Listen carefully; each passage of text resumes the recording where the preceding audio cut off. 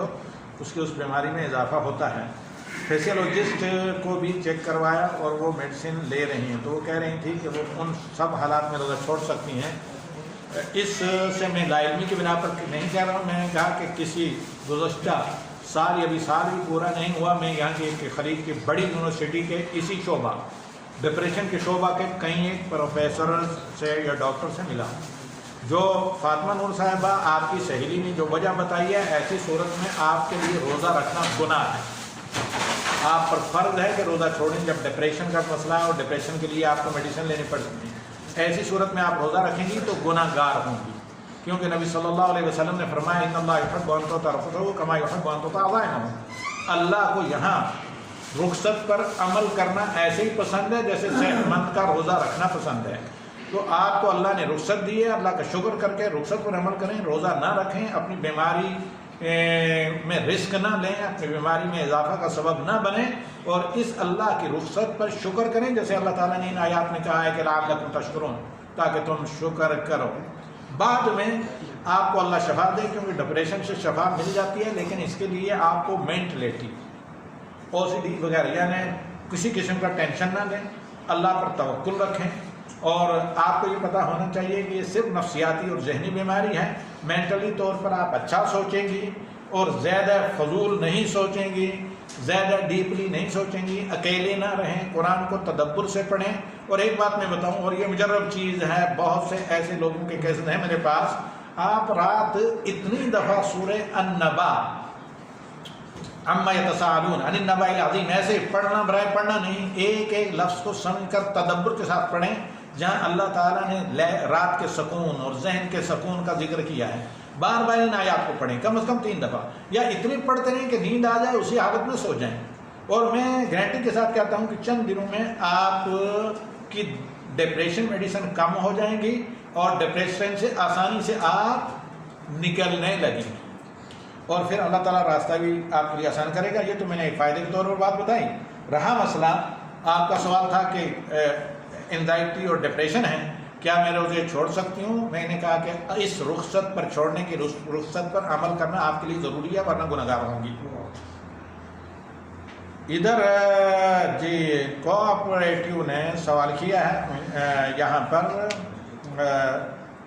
کہ سلمہ آیات الصیام کے مطابق ہم صبح کی روشنی نمودار ہونے تک کھا پی سکتے ہیں یا صرف فجر کی اذان تک کھا سکتے ہیں؟ یہی بدعت ہے جو لوگ فجر کی اذان کو صرف مطلب اسی پر اکتفا کرتے ہیں۔ اصل اس میں فجر کی اذان نہیں ہے، اصل اس میں صبح کی روشنی ہے، صبح کی روشنی تک کھا پی سکتے ہیں، یہ ہے شریعت، یہی اللہ کا حکم ہے جو آپ نے 187 آیت سورہ بقرہ میں سنا کہ حتی وکلوا واشربوا حتی یتبین لکم الخیط الابیض من الخیط الاسود من الفجر ثم اتموا الصیام الی اللیل، کہ صبح کی روشنی تک کھاؤ پیو، یہ اللہ کا حکم ہے۔ اذان انہی ممالک میں ان شہروں میں صرف اسی جگہ معتبر ہے جہاں صبح کی روشنی ہوتے ہی اذان دی جاتی ہو۔ اگر صبح کی روشنی سے پہلے کچھ یا بعد میں اذان ہوتی ہے تو اذان کا اعتبار آپ نہ کریں۔ اصل یہ ہے کہ آپ کیا کریں، صبح کی روشنی کو دیکھ کر چھوڑیں اور سورج کو غروب جب سورج کو غروب ہوتا دیکھیں، غروب ہونے کے بعد آپ افطار کریں۔ لیکن چونکہ آج کل شہروں میں یہ الیکٹرک کی روشنی شور و غل یہ اتنا ہوتا ہے کہ بہت سے لوگوں کو صبح کی روشنی کا پتہ نہیں چلتا، اس وجہ سے فلکی حساب معتبر ہیں جو یہ ڈائریز وغیرہ ہیں، لیکن جہاں یہ کوریکٹ ہوں ام القرآ کیلنڈر یا ڈائری کی طرح، یہ ام القرآ کیلنڈر یہ ایگزیکٹلی کریکٹ ہے بالکل، یعنی جو صبح ہونے کا ٹائم ہے، اینڈ جس وقت صبح ہوتی ہے اسی وقت اذان بھی یہاں ہوتی ہے، اس کو دیکھ کر۔ اگر کوئی مؤذن آگے پیچھے اذان دیتا ہے تو پھر آپ کے لیے جائز نہیں کہ آپ اذان کو دیکھیں۔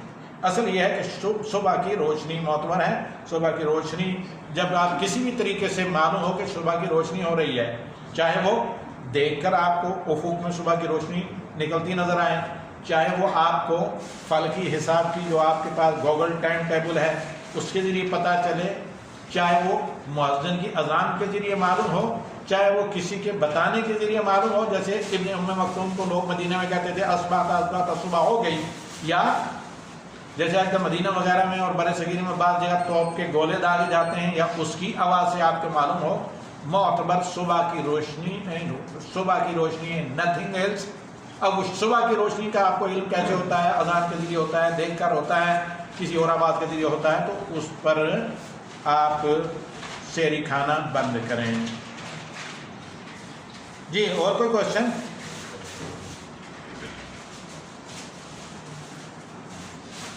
اب ٹائم ہو چکا ہے. جی وعلیکم السلام ورحمۃ اللہ وبرکاتہ.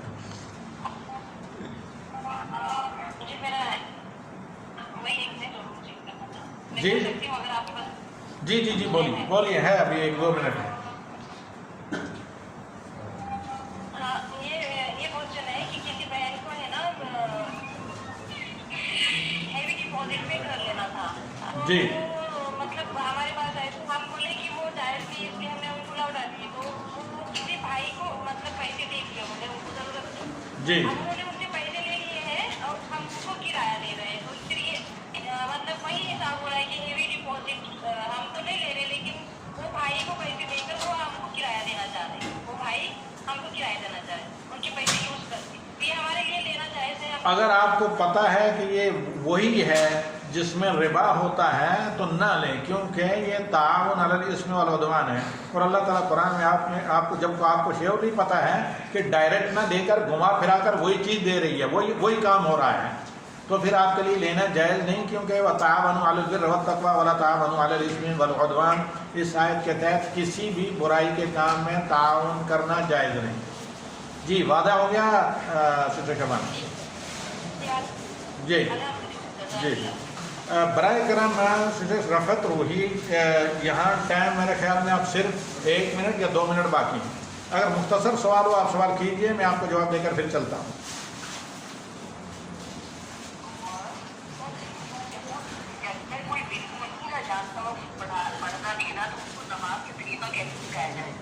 بہت آسان ہے. اگر وہ سنیے وہ عورت ہے تو آپ خود کھڑی ہو کر اللہ اکبر تکبیر تحریمہ سے لے کر دوسرے سلام تک سب کچھ بلند آواز سے پڑھیں. 5 وقت کی نمازیں، اسے خود معلوم ہو جائے گا کہ کس طریقے سے نماز میں کیا پڑھا جاتا ہے. آئی سمجھ میں؟ اور اگر کوئی مرد ہے تو اسی طرح کوئی مرد اس کو شروع سے تکبیر تحریمہ سے لے کر السلام علیکم تک ساری نماز تشہد، رکوع، سجود کی اذکار، تسبیحات سب بلند آواز سے پڑھائیں تو اسے معلوم ہو جائے گا. نبی صلی اللہ علیہ وسلم نے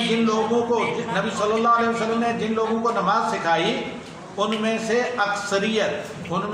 اکثریت پڑھے لکھے نہیں تھے.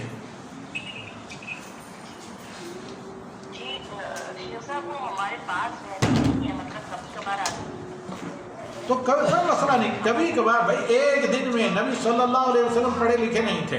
حضرت جبریل نے آ کر 2 دن میں نماز سکھائی، ایک دن میں اول وقت میں پڑھا کر، دوسرے دن میں آخر وقت میں پڑھا کر. جی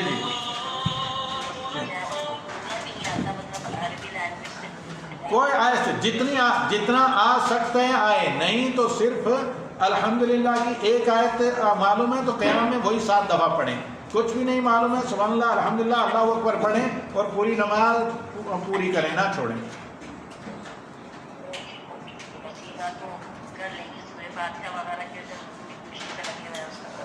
جن ایک آیت میں یاد، نماز چھوڑیں نہ، صرف ایکشن اگر کریں حرکات نماز شروع سے لے کر آخر تک سلام تک، تب بھی ان پر نماز ادا کرنا، نماز کی ایکٹنگ کرنا، نماز ادا کرنا ضروری ہے، چھوڑنا جائز نہیں. فی امان اللہ. السلام علیکم ورحمۃ اللہ وبرکاتہ. کوئی مسئلہ نہیں، میں نے کہا نا جب تک یاد کریں، نہیں یاد ہوتی ہے کسی سے